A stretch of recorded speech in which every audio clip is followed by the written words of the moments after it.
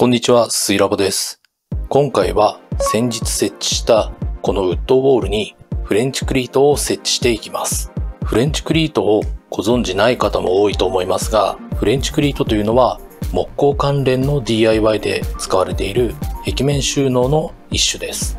実際に見ると分かりやすいんですが、こんな感じに45度にカットした木材を壁に取り付けて、収納したいものにも同じように45度に切った木材を取り付けて、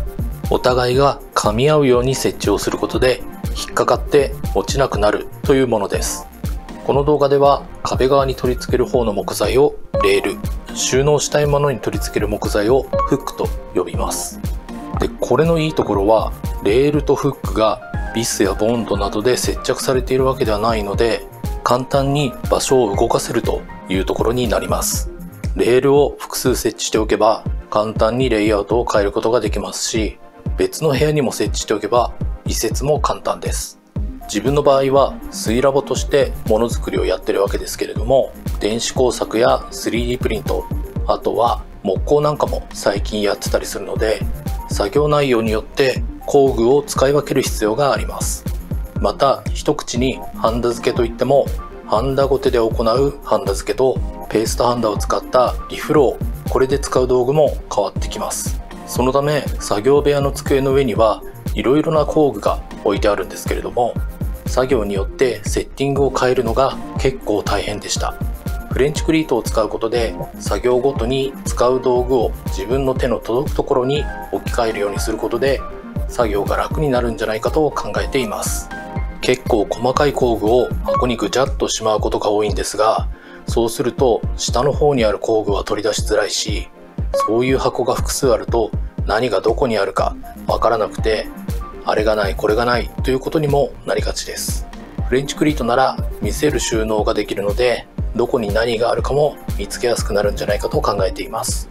今回はこちらのウッドウォールの幅いっぱい160センチ ×7 段のレールを設置していきます。それでは早速木材の準備をします。今回は長さが91センチの 1x4 材を7本使います。フレンチクリート用に使うには丸ノコを使って45度で縦引きをする必要があります。縦引きをするにはしっかり木材を固定しておく必要があるので、ビスを使って下に敷いたスタイロフォームに固定しています。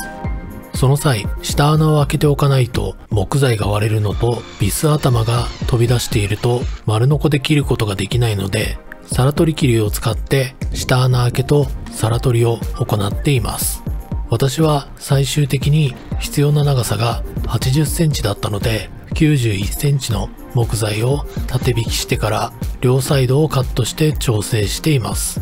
スタイロフォームにビス止めするだけでもそれなりに固定することができます。この後丸ノコで縦引きしていきますが、 1x4 材の幅だと丸ノコのベースが安定して乗らないので、隣にもう1枚 1x4 材を置いています。続いて丸ノコの刃を45度に調整します。この時必ず丸ノコの電源は抜いておきましょう。留め型スクエアを使って刃の角度を45度に合わせていきます。なるべくまっすぐに縦引きするために丸ノコガイド定規を使います。 1x4 材は幅が 89mm なので、端から 35mm のところに墨付けしています。丸ノコの刃を墨線に合わせた状態で丸ノコガイド定規を合わせています。端を少し切って実際のカット位置を確認しています。実際は墨線の真ん中を刃が通るようにした方が良かったですね。今回はそのまま縦引きしていきます。慎重にカットしています。なんとか縦引きできました。カットできたらビスを外して次の木材に下穴を開けて、これを繰り返します。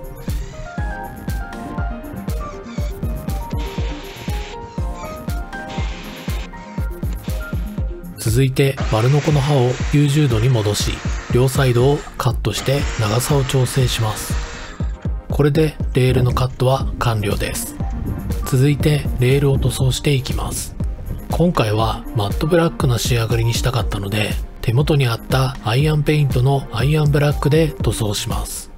アイアンペイントは塗り方によっては木材を鉄のような質感に仕上げることができるのですが、今回は黒く塗りたいだけだったのでハケで塗装しました。壁側に来る部分は見えなくなるので、それ以外の面を塗装しています。正直ただ黒く塗りたいだけだったらアイアンペイントは使わない方が良かったです。アイアンペイントはその性質上かなり粘度が高い塗料なので塗膜が厚くなりやすいですし、端の方では垂れた塗料がそのままの状態で固まってしまいました。今回はフレンチクリートで使うので、45度カットの部分に塗料が溜まってしまうと使用に差し支えるので、そういった場所は乾燥後にカッターで塗料だまりを切り取っておきました。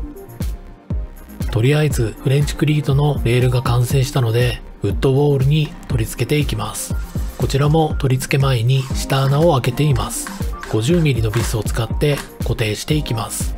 両側を1箇所ずつ留めるだけでも外れることはなさそうでしたが、長さが80センチあるので真ん中にも1本ビス打ちをしました。同じようにレールを取り付けていきましたが、やはりカット時の刃の厚みの影響でレール幅が微妙に違ってしまいました。フレンチクリートの場合、重要なのは45度の斜辺の部分なので、そこの高さが合うようにずらして取り付けました。はい、ということでフレンチクリートのレール取り付け終わりました。やっぱレールの色黒にして正解でしたね。オールドウッドワックスで塗った 1x4 材とアイアンペイントで塗ったフレンチクリートのレールがいい感じにマッチしていると思います。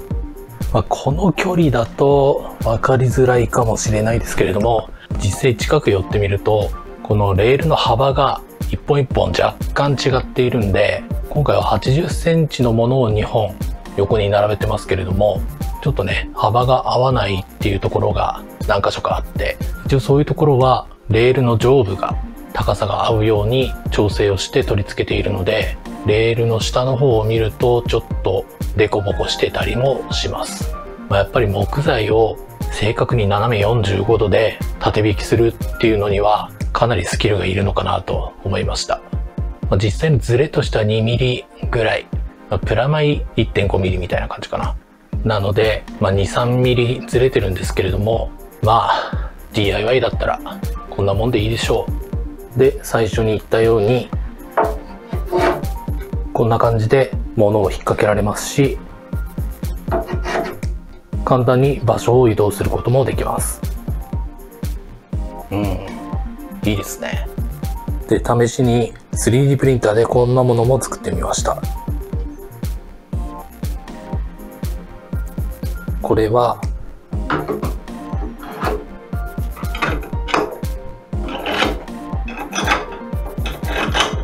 こんな感じのドライバースタンドになっています。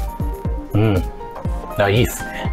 フレンチクリート自体木工系の DIY やってる人がやってることが多いんで、こういうフック側も木で作ってるっていう方が多いんですけれども、結構ね木工だと道具やスキルがないと細かいものだったり変わった形のものって作りづらいと思うんですけれども、 3D プリンターならば設計さえできてしまえばこんな感じの専用のフックっていうのが簡単に作れたりします。これも実はよく見るとドライバーが取りやすいように少し手前に傾けたような形にしています。こういう微妙な角度とかも 3D プリンターだと簡単に作れるのがいいですよね。いいね。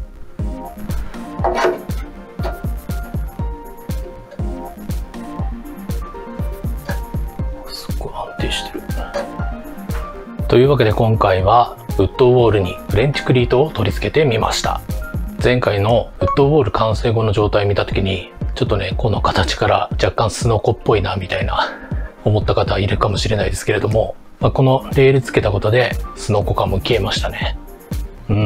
で今回一番上のところにはレールつけなかったんですけれども、あそこ一番上が180ちょっとあるんですけれども、身長を超えちゃうのでそこまでつけなくていいかなと思ったんですけれども、もう一本あってもいいかもしれないですね。手は全然届くんで後々ちょっとつけるかもしれないです。で、さっきも言った通り、フレンチクリートは主に木工系の DIY をやっている方が使っていることが多いんですけれども、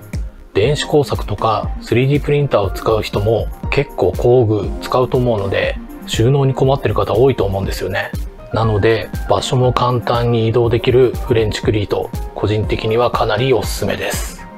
フックの方は 3D プリントでも作れると思うんですけれども、壁につける側のレールは強度とか長さを考えると木材で作るっていうことになると思うので、ちょっとそこが難所ではありますけれども、ネットでフレンチクリート用のレールを売ってる方もいるみたいなので、興味のある方はそういうのを利用してやってみると良いかと思います。はい。ということで、数回にわたって行ってきたこのスペースの改造も今回で一区切りとなります。もう構想自体は今年の春ぐらいからあったんですけれども、結局その間自分のやる気の問題とかもあって、完成までに半年以上かかってしまいましたけれども、そのおかげで結構頭の中でこういう風にしようみたいなのを考えることも多かったので、頭の中でイメージしたものがちゃんと形にすることができたので、その点は非常に良かったと思います。そしてここの使いづらかったスペースも今後机とか椅子も入ってくるので十分使えるようになるかと思います。今回は奥の一面だけこんな感じで改造しましたけれども、左右の壁も後々フレンチクリート作ったりとか、ちょっとディスプレイ用の棚みたいなの作ったりとか、そういうことをするかと思うので、その時にはまた動画にしたいと思います。それでは今回の動画は以上になります。このチャンネルでは 3D プリンターや電子工作関連の動画をアップしています。チャンネル登録、グッドボタンいただけるとモチベーションにつながります。それでは次の動画でお会いしましょう。ありがとうございました。